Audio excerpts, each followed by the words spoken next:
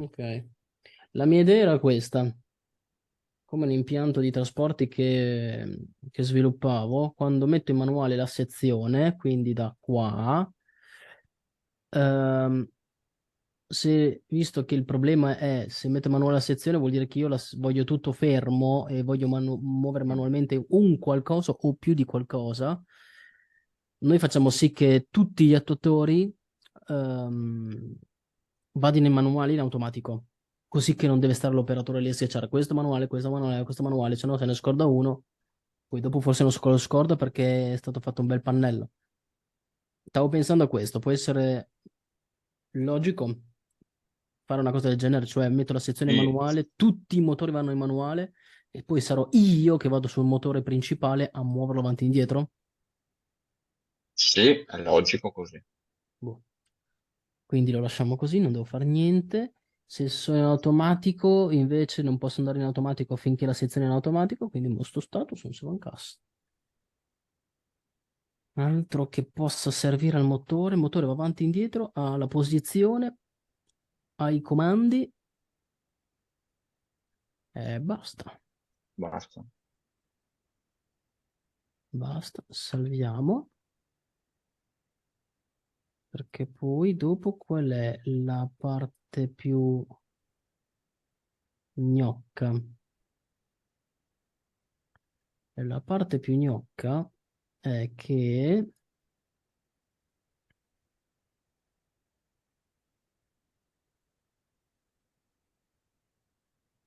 noi andiamo a lavorarlo in velocità, sì, l'asse principale, sto parlando quello Mhm. centrale. Sì, sì, sì, Lo sì, sì. gestiamo in velocità, quando gli diamo il comando di muoversi, che sia manuale automatico, non mi importa, si muove nella direzione indicata, alla velocità indicata.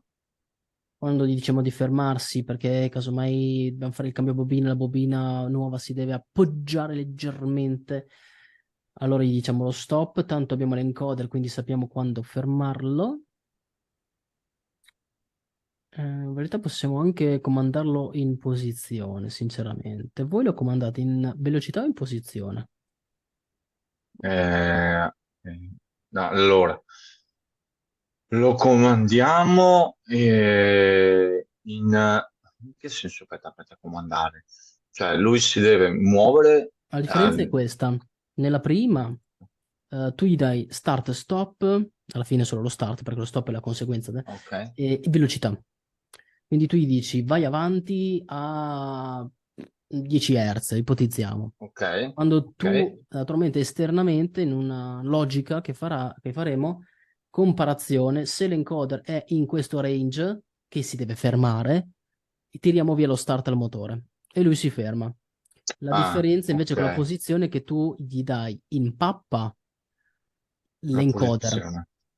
Quindi Ok, tu gli vai a dire vai a questa la posizione, tipo posizione. a 100, ipotizziamo se 150 gradi è il contatto tra carta e carta, bobina vecchia e bobina nuova, quando fa lo scambio col Ok. taglio, 150, ipotizziamo che arriviamo a Sì, 145 sì, sì, gradi, sì, sì. tu dici vai, start a 145 e gli dai anche la velocità con tutti gli smussamenti No, e lui allora, si porta a 145. sì, noi la velocità gliela diamo fissa.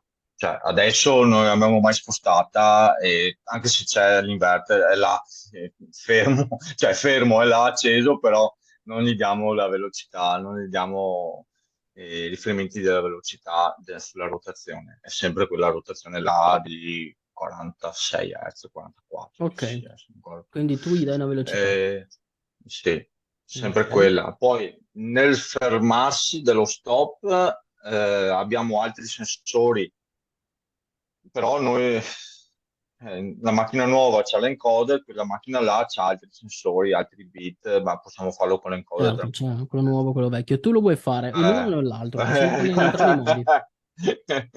È più bello con l'encoder, secondo me.